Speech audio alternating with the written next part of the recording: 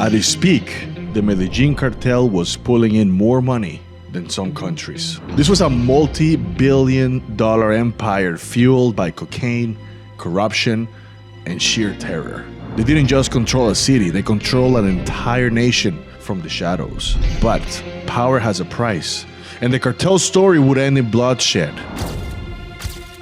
This is a tale of obscene wealth, unchecked power, and a war that spiraled out of control. And like all great stories, it begins with a very ambitious man. They called him Pablo Escobar.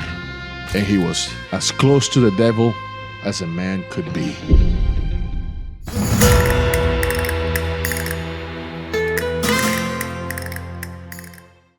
Pablo Escobar was born in 1949 in Rio Negro de Colombia, and he grew up in Medellin. From a young age, he had one obsession: money. His first ventures were small time, stealing tombstones and reselling them, followed by car theft. But these petty crimes weren't enough for him. He had bigger dreams, and he was determined to make them a reality. A few decades later, he would become one of the most feared men in history, all because of one deadly product: cocaine. Before the 1970s, cocaine was a forgotten drug, a relic of the past, overshadowed by heroin and marijuana. But in the glittering nightclubs of Miami and New York, a new appetite was growing. American demand for cocaine was about to explode. Meanwhile, in the hills of Medellin, Colombia, a group of ambitious criminals saw an opportunity. They were not the first to sell cocaine, and they were not the biggest at the time, but they had something others didn't: a massive vision. While everybody else saw a product, Pablo Escobar and his associates, they saw an empire. These guys were not just building a drug operation. They were creating the world's most powerful criminal corporation, and their rise was nothing short of revolutionary. They set up the first large-scale cocaine manufacturing labs deep in the Colombian jungle. But their real innovation wasn't in production, it was in distribution. Using a small aircraft and creative smuggling routes, they transformed cocaine trafficking into an industrial scaled operation.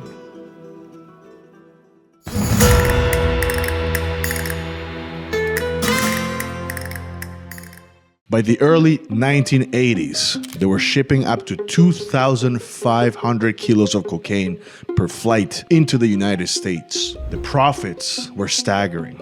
At their peak, they were earning $420 million per week. Pablo Escobar had so much cash that he literally stored it in the warehouses and lost millions to rats eating it. His accountants couldn't count the money fast enough and spent $2,500 monthly on rubber bands just to wrap the cash. I met somebody called El Chino Millán, and he alleged that he was working with Pablo Escobar back in the day, and he told me instead of counting the money, they used to weigh it. That's how much money they had.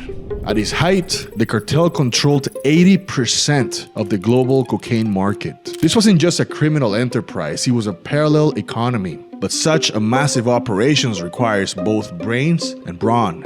That's why the cartel had key figures like the Ochoa brothers, paramilitary Jose Gonzalo Rodriguez Gacha, and Pablo Escobar's cousin, Gustavo Gaviria.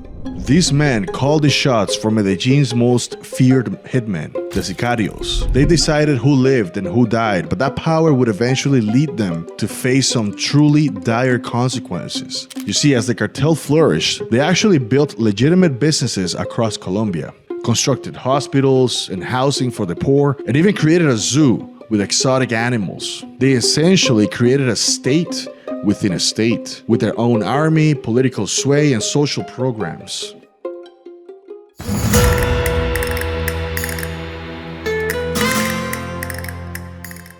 But how did Pablo Escobar reach his level of power? It wasn't just money or violence. He had a strategy. He called it plata o plomo, silver or lead.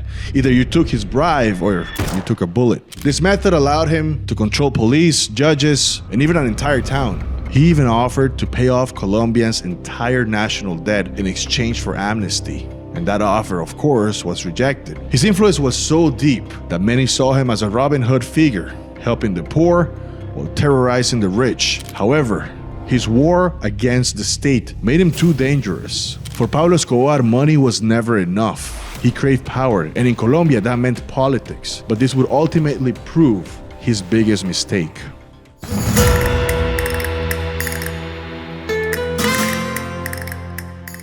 In 1982, Escobar actually got elected to Congress. The idea? Make himself untouchable. But the establishment wasn't having it. When Justice Minister Rodrigo Lara Bonilla exposed Escobar's drug empire, he was assassinated. And that was just the beginning. The government struck back, and suddenly Escobar wasn't a politician. He was the most wanted man in Colombia. But that didn't make him back down. If he couldn't buy the country, he'll simply take it. And that's what he did.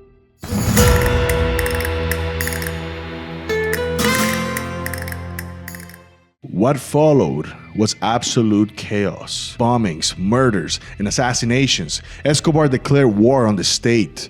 The cartel killed judges, police officers, politicians, anyone who stood their way.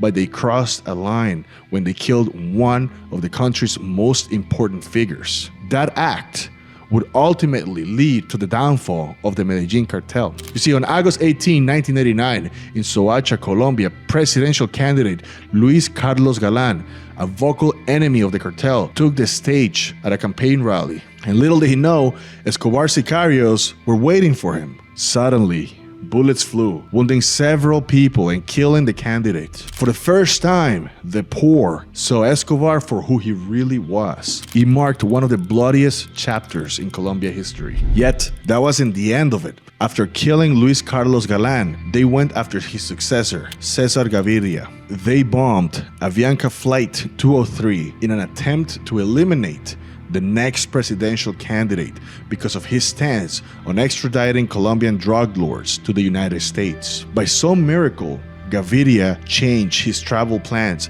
at the last minute, but the bombing claimed the lives of 110 people. This incident helped Gaviria win the 1990 election in a landslide, marking the beginning of the fall of the Medellín Cartel. The United States government got involved, sending the DEA, CIA, and military aid. Colombia formed an elite task force, making Escobar the world's most haunted man. The new president launched a systematic campaign against Escobar's organization. On December 15th, 1989, they killed Jose Rodriguez Gacha in a police operation. A few months later, Escobar's cousin, Gustavo Gaviria, he was gunned down in a shootout. Even the Ochoa brothers were forced into hiding. The empire was crumbling, but Escobar has still one last trick up his sleeve.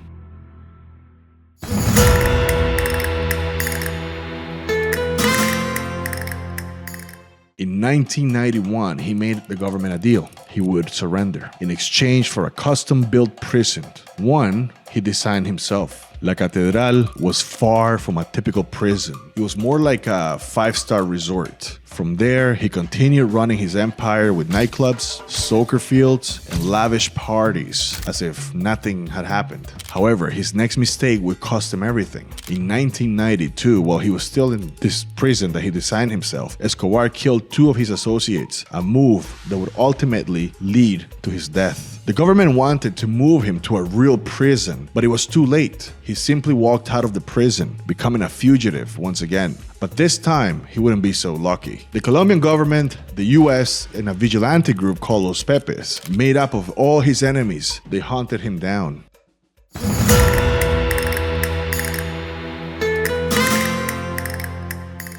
Many members of Los Pepes were actually former associates or allies of Escobar in the cocaine trade who had been betrayed, backstabbed, or harmed by him. With so many enemies, the Medellín Cartel crumbled in no time. His men were either killed or turned against him.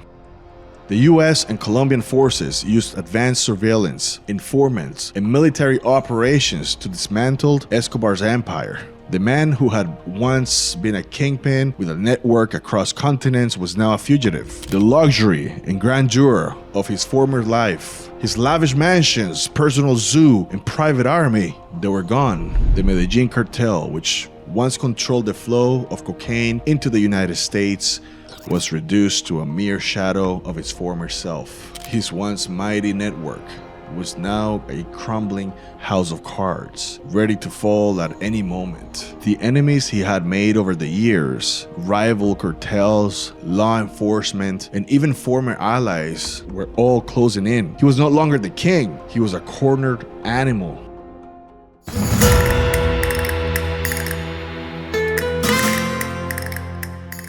During one of his many fugitive moments, he famously burnt $2 million in cash just to keep his daughter warm while they were hiding out in a remote location.